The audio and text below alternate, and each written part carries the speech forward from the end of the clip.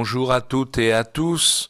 En ce dimanche 6 décembre, nous commençons la deuxième semaine de l'Avent et nous pouvons implorer l'Esprit Saint pour qu'en ce jour du Seigneur, il nous permette de ruminer la parole, d'en accueillir le sens le plus profond, de ruminer cette parole jusqu'à ce qu'elle prenne vie, prenne chair dans notre vie quotidienne, dans tout ce que nous allons vivre aujourd'hui.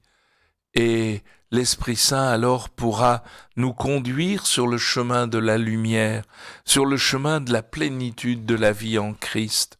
Et cela, nous pouvons le demander les uns pour les autres à l'Esprit Saint. La première lecture de ce dimanche est tirée du livre d'Isaïe, mais comme c'est merveilleux toutes ces lectures qui nous invitent à regarder l'enfant de Bethléem et à découvrir en lui l'émergence d'un monde nouveau. Consolez, consolez mon peuple, dit votre Dieu, parlez au cœur de Jérusalem, proclamez que son service est accompli, que son crime est expié, qu'elle a reçu de la main du Seigneur le double pour toutes ses fautes.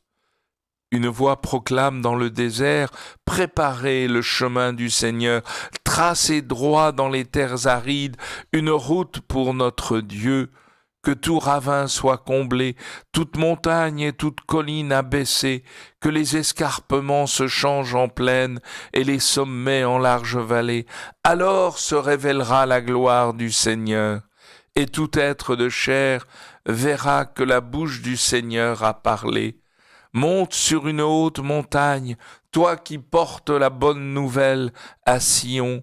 Élève la voix avec force, toi qui portes la bonne nouvelle à Jérusalem. Élève la voix, ne crains pas, dis aux villes de Juda, voici votre Dieu, voici le Seigneur Dieu, il vient avec puissance, son bras lui soumet tout. Voici le fruit de son travail avec lui, et devant lui son ouvrage. Comme un berger, il fait paître son troupeau, son bras rassemble les agneaux, il les porte sur son cœur, il mène les brebis qui allaitent. Eh bien, nous sommes dans le livre de la consolation d'Isaïe. Consolez, consolez mon peuple, son crime est expié. Et ce crime, il sera expié par la croix du Seigneur Jésus. Le Seigneur vient pour faire toutes choses nouvelles. Par le sang de sa croix, il nous libère de tous nos péchés, de tous nos crimes, à condition bien sûr que nous recevions la vie en lui. Alors, tout chemin sera comblé, toute montagne abaissée, et nous voyons que c'est l'annonce aussi de la venue de Jean-Baptiste dans le désert. Préparez le chemin du Seigneur, rendez droit ses sentiers. Alors réjouissons-nous, nous pouvons porter la bonne nouvelle à Sion, nous pouvons élever la voix pour dire « Voici votre Dieu, voici le Seigneur qui vient ». Oui, il vient en cette année 2020, au milieu de toutes les catastrophes, il vient faire toutes choses nouvelles, mais allons-nous l'accueillir ?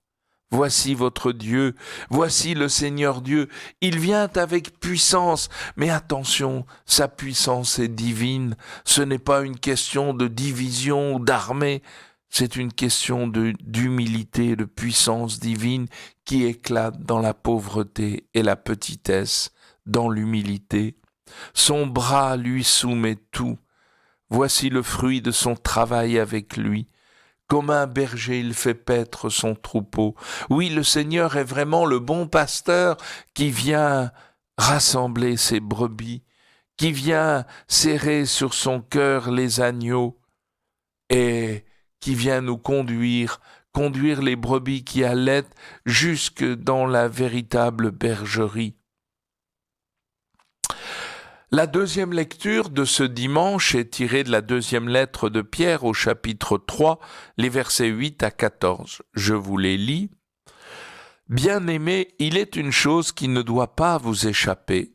Pour le Seigneur, un seul jour est comme 1000 ans, et 1000 ans sont comme un seul jour. Le Seigneur ne tarde pas à tenir sa promesse, alors que certains prétendent qu'il a du retard.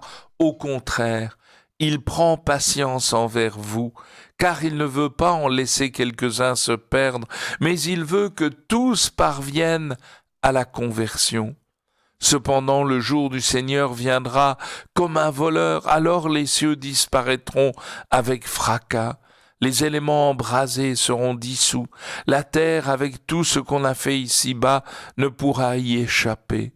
Ainsi, puisque tout cela est en voie de dissolution, vous voyez quels hommes vous devez être en vivant dans la sainteté et la piété, vous qui attendez, vous qui hâtez l'avènement du jour du Seigneur, ce jour où les cieux enflammés seront dissous, où les éléments embrasés seront en fusion, car ce que nous attendons, selon la promesse du Seigneur, c'est un ciel nouveau et une terre nouvelle où résidera la justice. C'est pourquoi, bien-aimés, en attendant cela, faites tout pour qu'on vous trouve sans tache ni défaut dans la paix. Et là, nous avons des choses merveilleuses, un enseignement merveilleux de l'apôtre Pierre. D'abord, il y a une chose qui ne doit pas nous échapper, c'est que pour le Seigneur, un seul jour est comme 1000 ans, et 1000 ans comme un seul jour. En un instant, le Seigneur peut faire toutes choses nouvelles. Et je pense à la grâce de Noël de la petite Thérèse, ce qu'elle n'avait pas réussi à faire depuis des années. En un instant, Dieu l'accomplit. Il l'accomplit, pourquoi ? Parce que pour lui, un seul jour est comme 1000 ans, et 1000 ans sont comme un seul jour. Et en même temps, le Seigneur prend patience. Pourquoi ? Parce qu'il voudrait que tous les hommes soient sauvés et parviennent à la connaissance de la vérité. Ils veulent que tous parviennent à se convertir, à changer de vie. Mais nous devons aussi servir d'instrument au Seigneur pour appeler nos frères à la conversion. Cependant, ajoute Pierre, le jour du Seigneur viendra comme un voleur. C'est-à-dire que nul ne sait ni le jour ni l'heure. Alors les cieux disparaîtront, les éléments seront dissous, la terre avec tout ce qu'on fait ne pourra pas y échapper. Ainsi, puisque tout cela est en voie de dissolution, nous devons vivre en hommes nouveaux, selon les règles de vie du royaume, c'est-à-dire dans la sainteté et la piété. La piété, c'est cette relation filiale que nous devons avoir avec notre Père du ciel. Pourquoi ? Parce que nous sommes faits pour vivre dans le Fils bien-aimé. Et nous y vivrons au souffle de l'Esprit, car seul l'amour infini de l'Esprit Saint peut nous donner d'entrer dans le Fils et de dire « Abba, Père » à notre tour, en lui, dans le Fils bien-aimé. Et ce jour où les cieux enflammés seront dissous, où tous les éléments seront renouvelés, eh bien nous attendons la réalisation de la promesse, mais avec la certitude de l'espérance, car nous avons déjà expérimenté la vie nouvelle dans le Christ, mais en même temps ce que nous serons n'apparaît pas encore. Enfin, nous commençons à lire l'évangile de Marc, les 8 premiers versets, commencement de l'évangile de Jésus-Christ, Fils de Dieu. C'est le commencement comme une nouvelle genèse, comme un nouveau commencement de cette bonne nouvelle de Jésus, Dieu sauve, et ce Dieu sauve qui est en même temps le Messie attendu et qui est le Fils de Dieu lui-même. Et Marc ajoute, il est écrit dans le prophète Isaïe, « Voici que j'envoie mon messager en avant de toi pour ouvrir ton chemin. Voix de celui qui crie dans le désert, préparez le chemin du Seigneur, rendez droit ses sentiers. » Alors, cette citation est attribuée à Isaïe, mais en fait, comme souvent lorsqu'on donne la parole, eh bien, on fait des schèmes en remettant des textes venant de différents prophètes. Et là, vous avez 3 citations.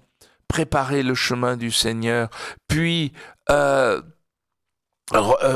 Voix de celui qui crie dans le désert, rendez droit ses sentiers. Il y a vraiment, mais là vous pourrez aller lire dans vos Nouveaux Testaments les références et aller les voir, car c'est important de rechercher dans l'Ancien Testament pour entrer dans la profondeur de la parole. Et on nous dit qu'alors Jean, celui qui baptisait, parut dans le désert. Il proclamait un baptême de conversion pour le pardon des péchés. C'est vraiment l'annonce du baptême que Jean propose pour préparer le peuple à la venue du Seigneur. Toute la Judée, tous les habitants de Jérusalem se rendaient auprès de lui et ils étaient baptisés par lui dans le Jourdain, en reconnaissant publiquement leurs péchés. C'est vraiment ce baptême de conversion. Nous devons tous entrer dans une démarche de conversion pour être prêts à accueillir celui qui vient. Et on nous dit que Jean était vêtu de poils de chameau avec une ceinture de cuir autour des reins. Eh bien, tout simplement, non pas une tenue bizarre, prophétique, tout ce qu'on voudra. Non, c'est simplement que c'est la tenue du prophète Élie dans le livre des rois. Lorsque le roi Akab apprend qu'il y a un homme qui arrive, il est vêtu d'une tunique de peau avec une ceinture de cuir autour des reins, immédiatement il s'écrie « ça y est, c'est encore le prophète Élie qui vient m'ennuyer ». Or, dans la tradition juive, nous savions que la venue du Messie serait précédée par le retour d'Élie, qui était monté au ciel sur un char de feu et qui reviendrait pour préparer la venue du Messie. Eh bien, si le prophète Élie est de retour, ça veut dire que le Messie est aux portes et que nous aussi, nous devons nous préparer à l'accueillir. Et Jean proclame « Voici venir derrière moi celui qui est plus fort que moi. Je ne suis pas digne de m'abaisser pour défaire la courroie de ses sandales. Moi, je vous ai baptisé dans l'eau. Lui vous baptisera dans l'Esprit Saint. Il nous plongera dans l'Esprit Saint. » Voilà la bonne nouvelle. L'enfant Dieu qui va naître, eh bien, il va nous donner ce baptême dans l'Esprit, ce baptême, ce plongeon dans l'Esprit Saint, car la mission de l'Esprit Saint, c'est de construire le corps du Christ, de construire l'Église, de réaliser le projet créateur qui est de nous rassembler tous dans le Fils bien-aimé pour nous permettre d'entrer dans la Trinité Sainte.